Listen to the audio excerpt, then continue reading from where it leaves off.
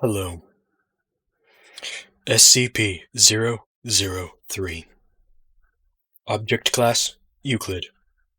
Special Containment Procedures: SCP-003 is to be maintained at a constant temperature, no less than 35 Celsius, and ideally kept above 100 degrees Celsius. No living multicellular organism of Category 4 or higher complexity may be allowed to come in contact with SCP-003.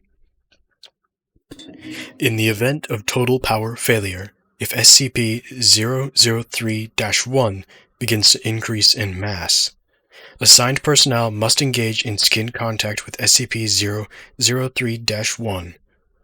Ideally, personnel may use their body heat to return SCP-003-1 to above critical temperature. However, skin contact must be maintained even in the event SCP-003 reaching activation temperatures, lasting at minimum until SCP-003-1 advances fully into its second growth stage. Personnel who enter SCP-003's containment area must first be examined for body parasites of Category 4 or higher complexity, and sterilized if such organisms are present. All personnel who have come in physical contact with SCP-003-1 are to immediately report for sterilization afterwards. SCP-003-1 must not be removed from SCP-003-2 except in case of emergency procedures detailed above. Any significant change in SCP-003-2 rune activity, including pattern, frequency, or color, should be reported within 3 hours of occurrence. Cessation of rune activity must be reported immediately. SCP-003-2 must be supplied with power via the source-designated generator 003-9 at all times. Description: SCP-003 consists of 2 related objects of separate origin, referred to as SCP-003-1 and SCP-003-2. SCP-003-1 appears to be composed of chitin, hair, and nails of unknown biology, arranged in a configuration similar to that of a computer motherboard. Testing reveals that SCP-003-1 to predate earliest known circuit boards by a factor of thousands of years. SCP-003-1 is considered sentient but not actively dangerous except under certain conditions. SCP-003-1 was found on a stone tablet, SCP-003-2, on which it currently resides. The runes on SCP-003-2 are not part of any known language and emit pale, flickering light patterns. SCP-003-2 is controlled by a non-biological internal computer, the contents of which are mostly inaccessible without risk of damaging SCP-003-2. SCP-003-2 is capable of controlled emissions of radiation, including heat, light, anomalous radiation types. SCP-003-2 contains an internal power source of anomalous nature, which appears to have been losing power since several centuries before discovery. It is considered probable that SCP-003-2 was created for the purpose of containing SCP-003-1. Partially interpreted data recovered from SCP-003-2 may refer to a past and/or potential future LK-class restructuring event caused by SCP-003-1. SCP-003 was located by a remote viewing team, SRV-04 Beta. It appears possible that SRV-04 Beta was deliberately contacted by SCP-003-2. Other organizations have also been alerted to SCP-003's existence, possibly by similar means. Despite this activity, SCP-003-2 does not appear to be sentient, based on its lack of reaction to MO3-Gloria analysis and procedures. When SCP-003 drops below temperature of 35 degrees Celsius, both components react. First, SCP-003-1 enters a growth state characterized by increase in mass. This growth state consists of two stages. In both stages, SCP-003-1 partially fuels its growth by converting matter around it, starting with any surrounding inorganic material, including atmospheric elements, non-living organic material, including the cells of dead skin, hair, chitin, enamel, keratin, and other biological materials. The first stage is always the same.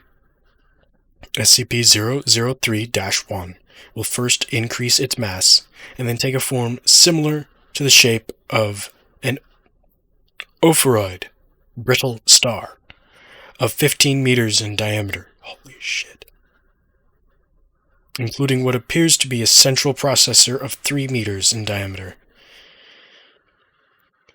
It will form sensory organs that appear to scan its surrounding environment and will partially convert the area around it into an unidentified anomalous substance. SCP-003-2 seems immune from conversion. The second stage describes a growth alteration which occurs when SCP-003 comes in contact with living organic material. SCP-003 appears to template itself off of organic material. It will attempt to communication with the organisms that match its initial template or templates. In its second stage, SCP-003-1 may pause, slow, or change its growth. It will also convert inorganic and non-living organic elements into functionally similar structures with anomalously altering their physical makeup. While growth is consistent in the first stage, the second stage of SCP-003-1's growth rate is diminished by 20 to 90%, so long as SCP-003-1 remains in contact with living organic material. The percentage is determined by the complexity of the organisms in contact with SCP-003-1. SCP-003-1 appears to devote a large amount of processing power to the analysis of living organic material.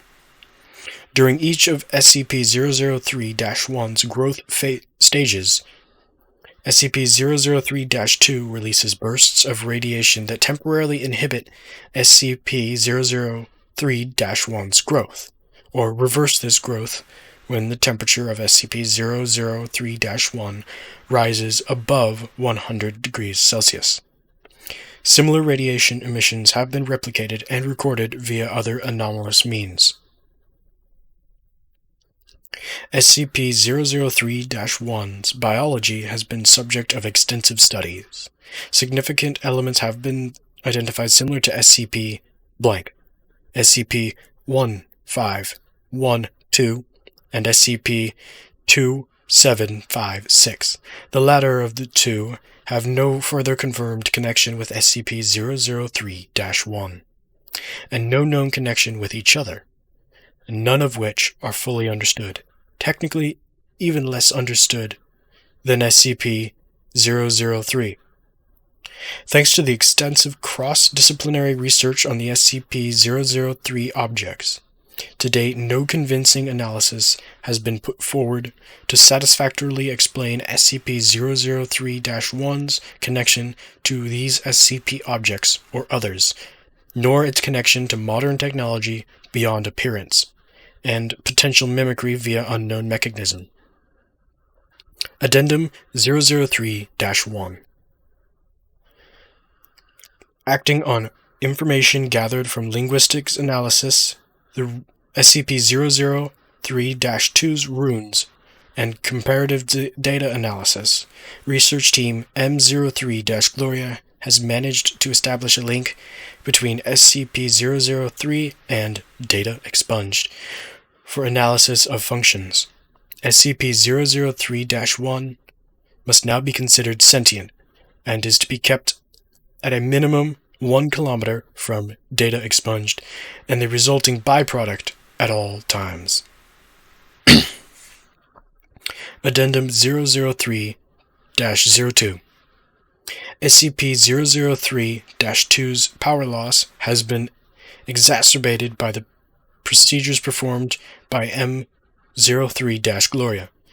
On orders of Q5-10, M03-Gloria will continue procedures.